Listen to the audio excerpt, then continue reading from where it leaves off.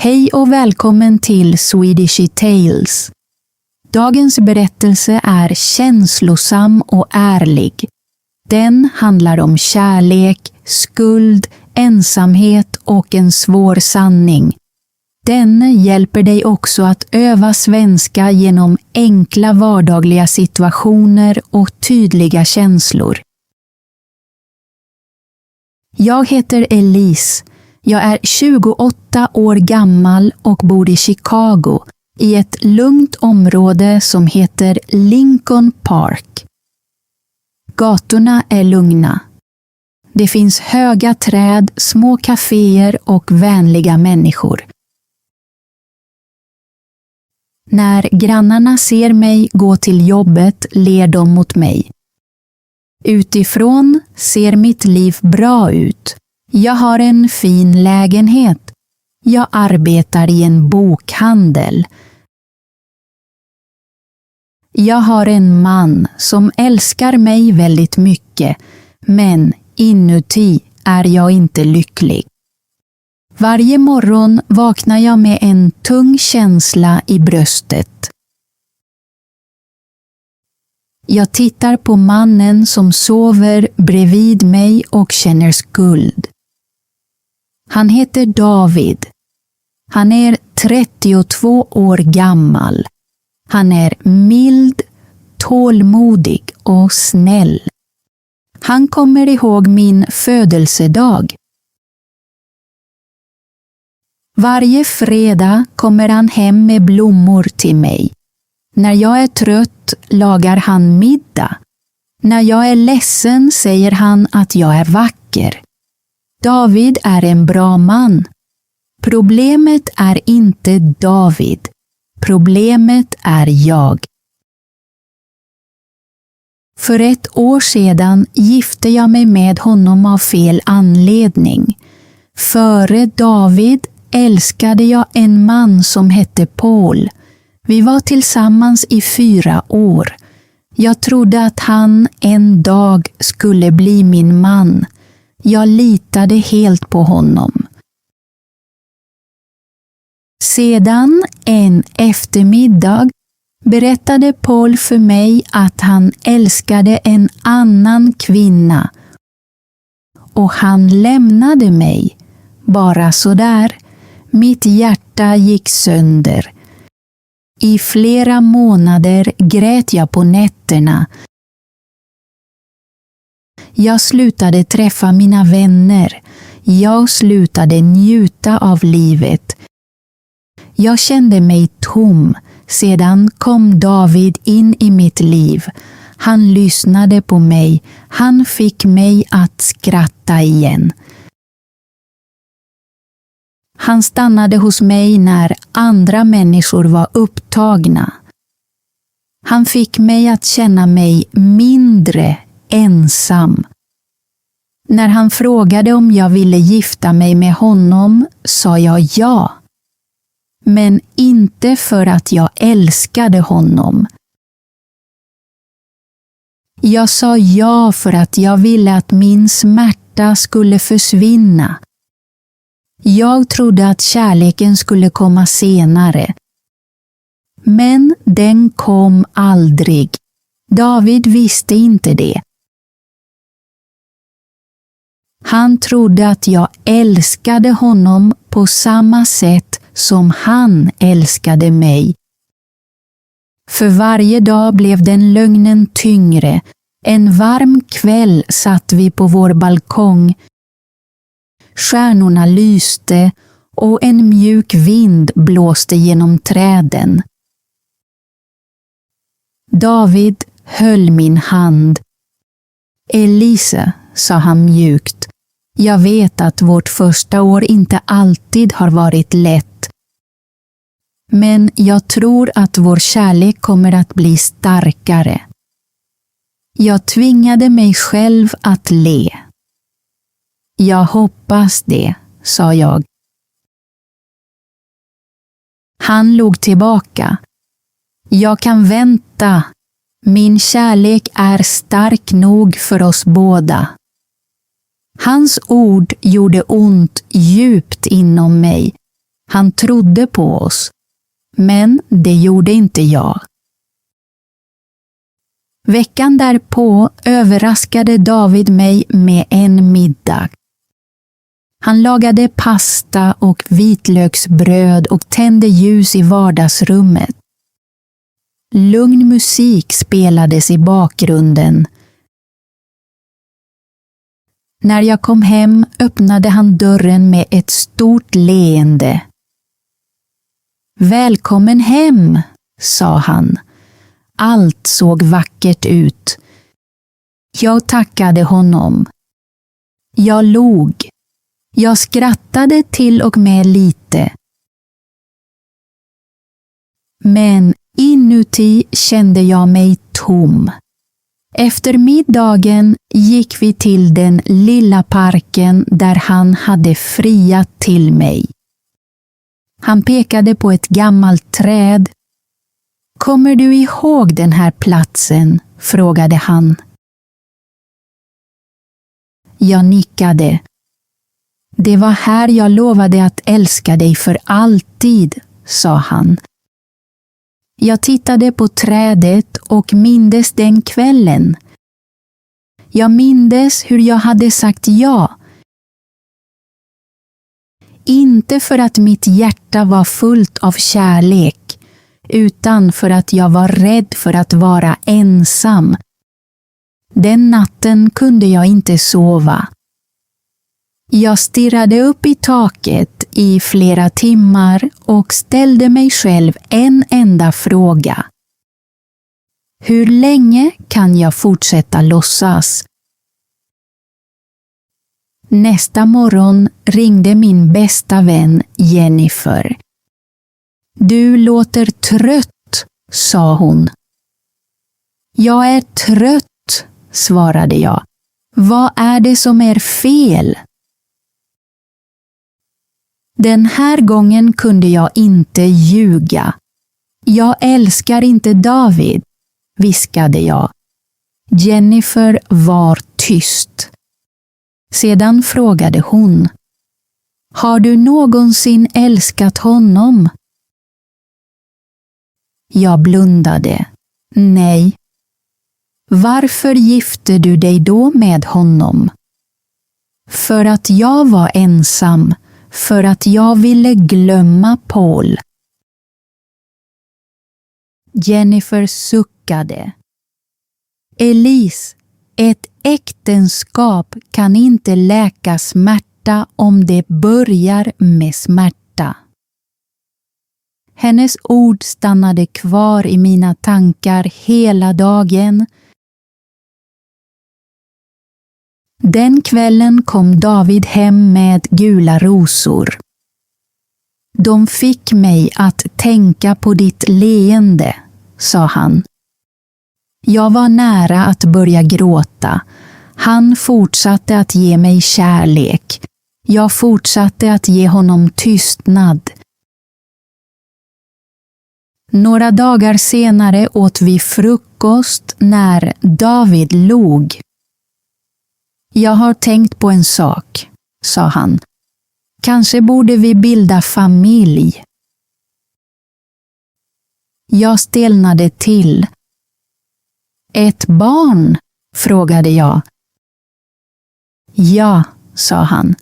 Ett barn skulle kunna göra vårt hem ännu lyckligare. Jag tittade ner på mitt kaffe. Jag är inte redo. Hans leende försvann för ett ögonblick, men han blev inte arg. Det är okej, sa han. Vi kan vänta. Hans vänlighet fick mig att känna ännu mer skuld. Den natten öppnade jag min dagbok och skrev en enda mening. David förtjänar någon som verkligen älskar honom. Jag läste meningen om och om igen. För första gången förstod jag sanningen. Jag skyddade inte David, jag skyddade mig själv. Några dagar senare träffade jag Jennifer på ett café nära sjön. Hon tittade oroligt på mig. Du kan inte fortsätta leva så här, sa hon. Jag vill inte såra honom.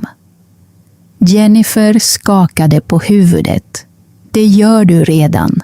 Han känner ditt avstånd varje dag. Sanningen gör ont en gång. En lögn gör ont varje dag. Jag visste att hon hade rätt. Den natten var jag nära att lämna honom utan att säga något. Jag stod vid dörren med en liten väska i handen. Sedan tittade jag tillbaka. David sov på soffan.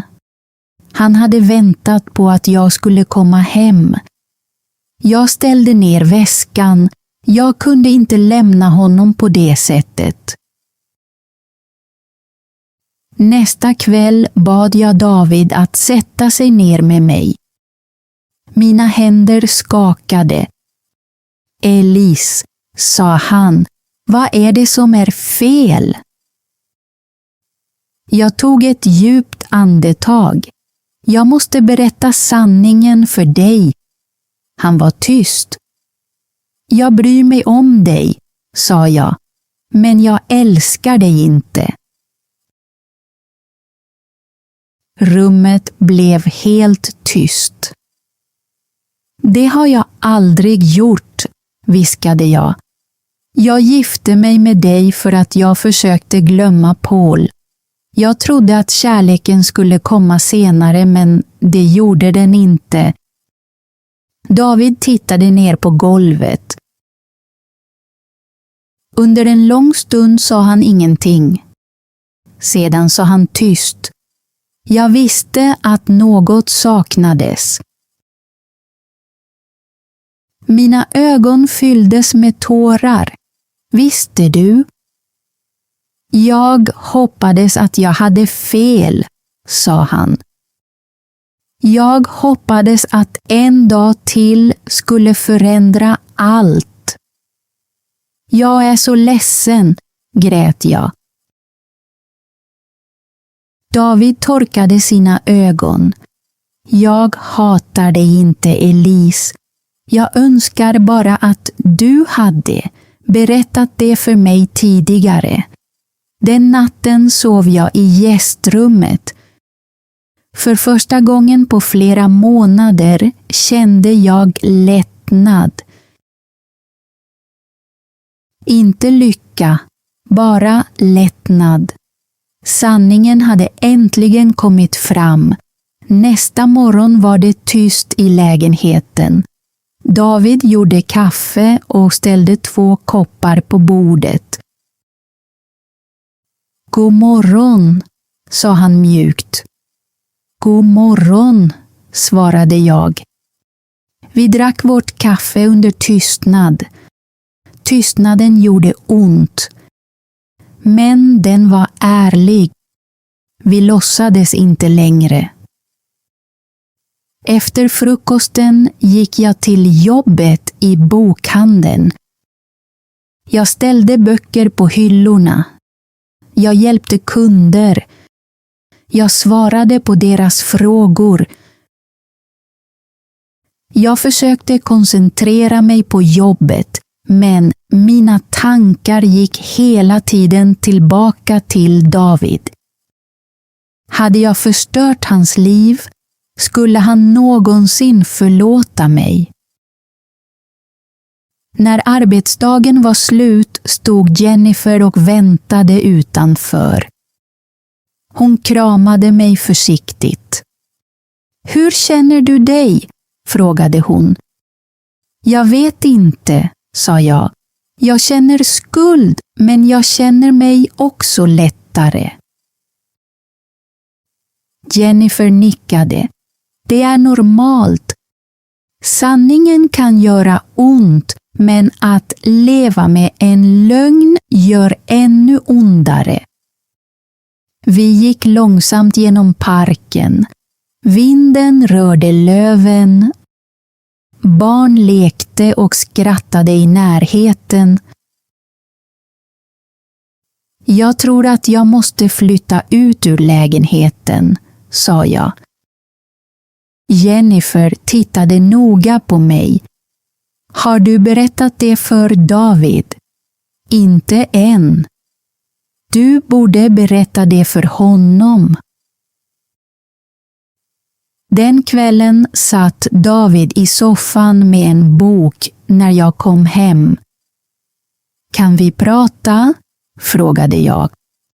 Han stängde boken och nickade. Jag tror att det är dags för mig att flytta ut, sa jag. David tittade tyst på mig. Jag förväntade mig det. Gjorde du? Ja, sa han.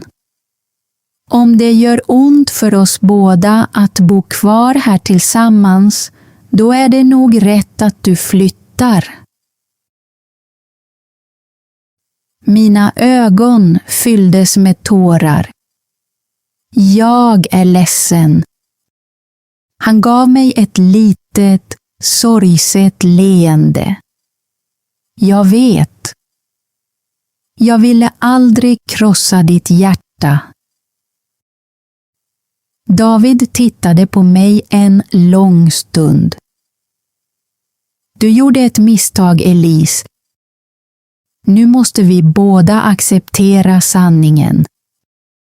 Hans vänlighet överraskade mig igen. Jag förtjänar inte din förlåtelse, sa jag.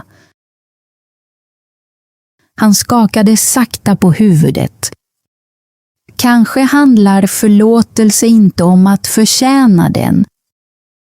Kanske handlar det om att inte bära på ilska för alltid. Nästa morgon packade jag mina kläder, några böcker och min dagbok. Lägenheten kändes plötsligt främmande. Varje rum hade ett minne. Köket där David lagade mat åt mig. Balkongen där han pratade om vår framtid. Vardagsrummet där vi tittade på filmer tillsammans. Jag hade inte älskat honom på rätt sätt, men de minnena var ändå verkliga. David bar min resväska till dörren. Du behöver inte hjälpa mig, sa jag. Jag vet, svarade han. Men jag vill. Vid dörren stod vi båda stilla. Till slut viskade jag. Tack för allt. Han nickade. Jag hoppas att du hittar den lycka du söker. Jag hoppas att du också gör det. Han öppnade dörren. Ta hand om dig, Elise. Du också, David. Jag gick ut utan att se mig om. Jennifer väntade i sin bil. Är du redo? Frågade hon. Jag tog ett djupt andetag. Ja. När vi körde därifrån såg jag lägenheten försvinna bakom oss. För första gången på länge kände jag mig inte instängd. Jag var rädd, men jag kände mig också fri. Jennifer lät mig bo hos henne. Du kan stanna så länge du behöver, sa hon. Under de första dagarna grät jag ofta. Ibland på morgonen, ibland på kvällen. Ibland utan någon särskild anledning. Jennifer tvingade mig aldrig att prata. Hon satt bara bredvid mig när jag behövde någon. Sakta blev livet lättare. Efter jobbet började jag promenera längs sjön. Den friska luften hjälpte mig att tänka. Jag såg människor springa, cykla och gå ut med sina hundar. Livet fortsatte. Kanske kunde mitt liv också gå vidare. En eftermiddag såg jag en affisch utanför ett kulturcenter. Kurs i kreativt skrivande, nybörjare är välkomna. Jag stannade. Jag hade alltid älskat böcker. Kanske kunde skrivandet hjälpa mig att förstå mitt eget hjärta. Så jag anmälde mig. Kursen var varje torsdag kväll. Det var bara 8 deltagare. Några var unga, andra var äldre. Alla hade sin egen historia. På den första lektionen log läraren och sa: skriv om ett ögonblick som förändrade ditt liv. Jag skrev om dagen då jag gifte mig med David. Inte för att det var den lyckligaste dagen i mitt liv, utan för att det var dagen då jag slutade lyssna på mig själv. När jag läste texten högt blev det tyst i rummet. Sedan sa läraren: tack för din ärlighet. Det ordet stannade kvar hos mig. Ärlighet. Veckorna gick. Jag log mer. Jag skrattade på lektionerna. Jag fick nya vänner. En kväll öppnade jag min anteckningsbok och skrev: jag tillbringade 1 år med att försöka vara någon annan.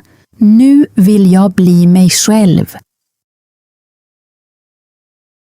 När jag läste de orden låg jag. Mitt liv var inte perfekt. Men det kändes möjligt att läka. En eftermiddag vibrerade min telefon. Det var David. Hej Elise, jag hoppas att du mår bra. Jag har börjat gå en matlagningskurs. Den håller mig sysselsatt. Jag ville bara att du skulle veta att jag mår bra. Du behöver inte svara. Jag tittade länge på meddelandet. Sedan skrev jag tillbaka. Tack David, jag är glad att du mår bra. Jag har börjat gå en skrivkurs. Den hjälper mig också. Jag önskar dig all lycka. 1 minut senare svarade han. Tack. Ta hand om dig.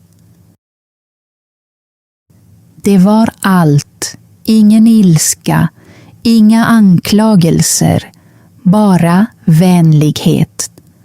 Jag lade undan telefonen och tittade ut genom fönstret. Solen gick ner över sjön. För första gången på många månader kände jag ett inre lugn. Månaderna gick och mitt liv förändrades långsamt. Jag hittade en liten etta nära bokhandeln. Den var inte stor, men den kändes varm och lugn. Jag köpte en liten växt till fönstret. Jag målade en av väggarna ljusgul. Jag ställde mina favoritböcker på en bokhylla av trä. För första gången på flera år hade jag ett hem som kändes som mitt eget. Varje morgon drack jag kaffe vid fönstret innan jag gick till jobbet. Livet kändes enkelt igen. Jag hade fortfarande dagar då jag kände mig ensam. Men jag påminde mig själv om att det var bättre att vara ensam än att leva i en lögn. En lördag kom Jennifer och hälsade på mig. Det här stället känns verkligen som du, sa hon. Vad menar du? Frågade jag och skrattade. Det känns lugnt. Jag log. Jag visste aldrig att lugn kunde kännas så här bra. Innan hon gick kramade hon mig. Jag är stolt över dig. För vad?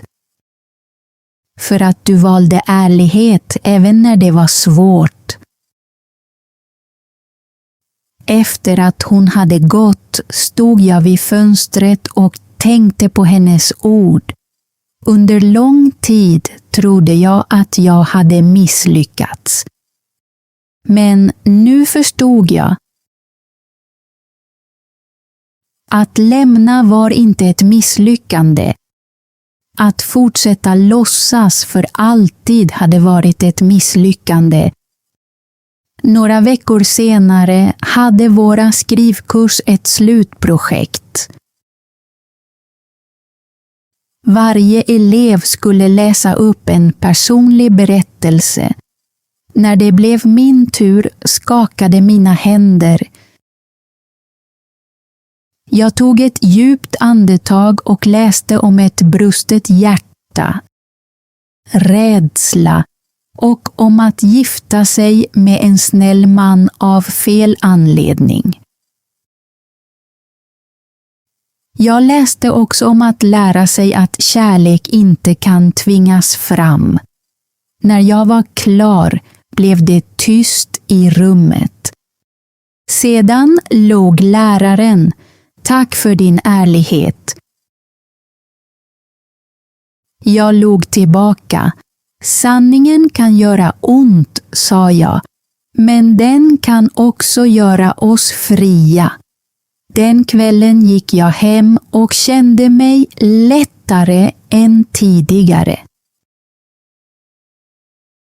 En eftermiddag städade jag mitt sovrum när jag hittade en liten ask längst in i garderoben.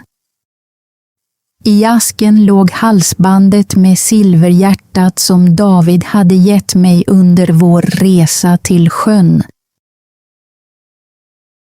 Jag höll det i handen en lång stund. Det var vackert. Men det tillhörde en del av mitt liv som var över. Jag visste att jag inte kunde behålla det. Så jag lade tillbaka det i asken och skrev ett kort brev. Kära David, tack för allt fint du gjorde för mig. Du älskade mig av hela ditt hjärta och jag kommer alltid att respektera dig för det. Men jag kan inte behålla det här halsbandet. Det tillhör en kärlek som jag inte kunde ge tillbaka. Jag hoppas att du en dag träffar någon som älskar dig ärligt och djupt. Du förtjänar den lyckan. Ta hand om dig. Elise, jag gav asken till Jennifer. Kan du ge den här till David? Frågade jag. Hon nickade. Några dagar senare ringde hon mig. Han fick den, sa hon. Vad sa han? Han log och sa, säg tack till Elise. Jag önskar henne ett lyckligt liv. En tår rann ner för min kind. Inte för att jag ville ha honom tillbaka, utan för att vi hade valt vänlighet istället för ilska. Vintern blev långsamt till vår. Blommorna började slå ut i parkerna. Träden blev gröna igen. Jag promenerade mer. Jag läste böcker på små kaféer. Jag skrattade med människor från min skrivkurs. För varje vecka kände jag mig starkare. En kväll promenerade jag längs sjön. Solnedgången färgade vattnet orange och guld. Jag såg min spegelbild i vattnet. I flera månader hade jag bara sett sorg. Nu såg jag hopp. Jag viskade: tack! Inte till David, till mig själv. Tack för att du berättade sanningen. Tack för att du valde ärlighet.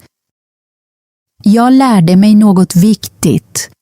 Kärlek handlar inte bara om att hitta rätt person.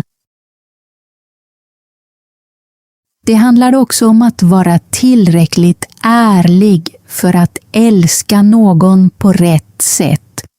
Jag ångrar att jag sårade David. Men jag ångrar inte att jag berättade sanningen. Ibland är det snällaste man kan göra att låta någon gå. David förtjänade äkta kärlek och jag förtjänade en ny början. Jag heter Elise. Det här var min berättelse. Sanningen kan göra ont idag, men den kan ge oss frid imorgon. Tack för att du tittade på hela berättelsen. Om du stannade kvar ända till slutet uppskattar jag det verkligen. Elises berättelse lär oss något viktigt. Ensamhet kan få oss att välja fel väg, men ärlighet kan hjälpa oss att hitta frid igen. Sanningen kan göra ont för en stund, men att leva i en lögn kan göra ont mycket längre. Nu har jag en liten övning till dig. Dagens svenska ord är fred, peace. Skriv en enkel svensk mening i kommentarerna med ordet fred. Till exempel, jag hittar fred. Eller, sanningen kan ge fred. Berätta också för mig, tycker du att Elise gjorde rätt som berättade sanningen för David? Ja eller nej? Om den här berättelsen hjälpte dig att öva på att lyssna på svenska, prenumerera gärna på Swedishy Tales för fler enkla berättelser på svenska. Fortsätt lyssna, fortsätt öva, så ses vi i nästa berättelse. Hej då!